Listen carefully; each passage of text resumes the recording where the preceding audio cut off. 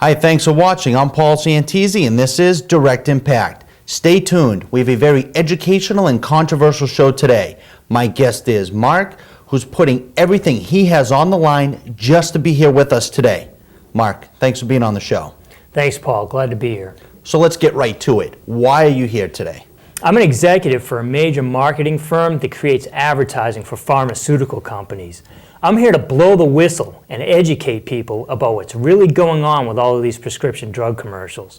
I'm also going to share some information critical to your health that I've discovered while doing research for these campaigns.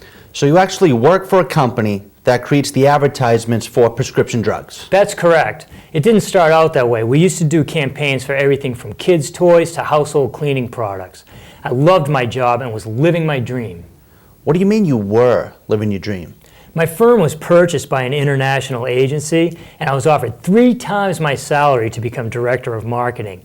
They could afford this because we were going to specialize in prescription drugs. I can't tell you what firm because I still work there.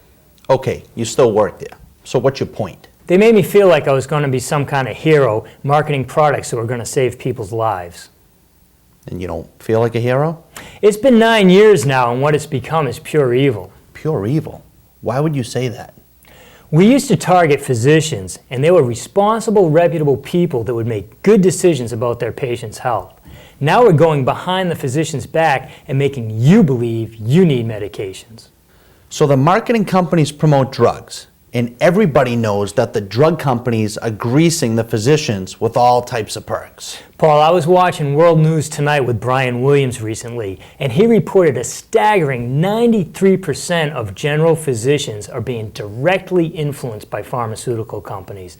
This is no different than organized crime. I saw that same report, and Brian Williams also noted that 85% of doctors with private practices see as many as 10 drug reps every day. Wow. And before we go any further, we actually have one of these drug reps on the line with us. Hi, Carl, are you there? I'm here. Hi, what's your name? My name is Kathy. So I understand you're actually a drug rep for a major pharmaceutical company? Well, I used to be. I left my job about a month ago. You quit? I did. I had a moral issue with what I was doing. What were you doing? I was getting paid to wine and dine physicians. Really? How often? I would take them to lunch 2 to 3 times a week, and expensive dinners maybe 3 to 5 times a week. And what was the goal of these lunches and dinners, and more importantly, who paid? Well, the goal is to educate doctors about our drugs and provide them with samples to give to their patients. My company paid for everything. What's the reason with all the samples? To get the patients to request a prescription for the drugs. The more prescriptions that the doctor wrote, the more money we both made. Well, Kathy, thank you so much for enlightening us, and thank you for your call. Okay, bye. Bye-bye.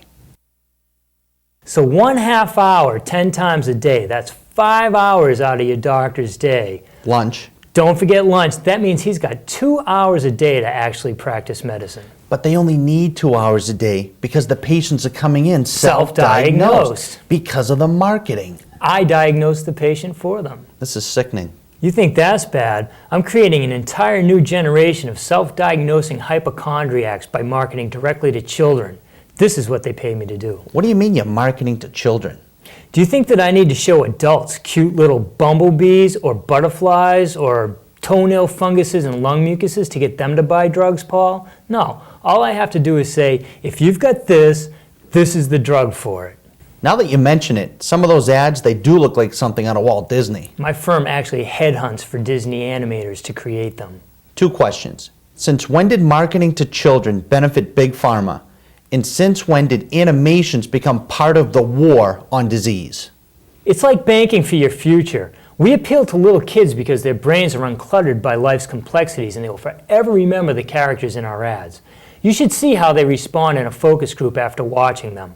We know that if a parent gets a sneeze, little Johnny's going to recommend Nasonex at the grocery store. But they don't have it at the grocery store. They don't have it yet because there's an approval process with the FDA. But 5 to 10 years down the road, when little Johnny gets a sneeze of his own, Nasonex will be available over the counter, just like Benadryl and Sudafed are now. And he'll remember the B. 5 to 10 years, as long as they don't kill too many people first. The good news in all of this is I have to do extensive research every time I market a new drug. And I've had to study every disease in depth that there's a drug for, and I found one very serious common denominator. Which is? Autoimmune disease. What is autoimmune disease? Why does disease happen? You don't catch it like a cold from another person. That's right. You don't catch diabetes because someone next to you has it. You don't get cancer because you're in the same room with someone. Exactly. So it must be that something goes wrong inside the body. And here's where it starts. Autoimmune disease is extremely complex, but explained simply, it's when for some reason or another, your own body's immune system, which is designed to fight off disease and infection, goes haywire and starts attacking healthy cells and tissues in your body. We've all seen natural cure shows where an expert discovers a lost civilization whose tribes members live well into their hundreds and bottles up the minerals in the water and sells it to you claiming it will keep you from disease. So you mean it's not in the water? They're right about these people's longevity, but dead wrong about the real reason. These are people that don't have pre-packaged processed foods and antibacterial soaps, Paul. They eat both plants and meats that aren't even refrigerated, and their bodies are wrought with parasites. You're telling me that these people who live well into their hundreds, their bodies are full of parasites? That's right. They have millions of parasites living in their bodies, and they have extremely active immune systems keeping everything in balance. We, on the other hand, in fact, 80% of all people in industrialized nations do not have parasites and have essentially complacent or bored immune systems. What we do have is a devastating result in the gut called Candida yeast overgrowth. We live in an industrialized nation. We live in probably one of the most industrialized nations in the world. And you're saying that 80% of us have this Candida yeast problem or overgrowth? How did we get it? We're a nation that relies heavily on antibiotics to give our immune system a boost when we can't get over a simple infection. The biggest side effect of these antibiotics is the birth of Candida yeast in the gut. Candida then thrives on carbohydrates and sugars. They're in everything. That explains why 63% of us are morbidly obese. I don't know anyone that can go a single day without consuming some type of sugar or carbohydrate in their diet. I do know, though, back in the late 1800s, the average American consumed 1 pound of sugar per year. Do you know what that number is nowadays? 5 pounds a week is what the average American consumes in their diet. It seems that sugar and carbs are unavoidable. And it makes sense because all these sugars are feeding this yeast that you're talking about. This explains why the Atkins diet became so popular, because people had to eliminate the carbs, eliminating the Candida's ability to expand.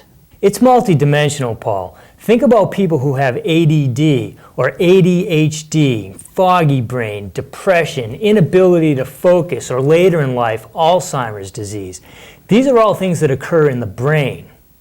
Now follow me through this logic. Everything that eats creates waste. And for Candida yeast, that waste is alcohol. So essentially, your brain is making wine or beer and you're drunk. You don't need a drug for the rest of your life for that. Your brain needs to sober up. Exactly. You need to get rid of the Candida. That's why I came to you. I saw your show about pH in the body and I thought, wow, he's really onto something big. Then I thought if we could combine our research and you could create a product to eradicate Candida yeast overgrowth, now you're going to make an impact. And we've done just that. If you're watching right now, stay tuned because in just a few minutes, we're going to share with you a simple test that you can do at home to see if you have Candida.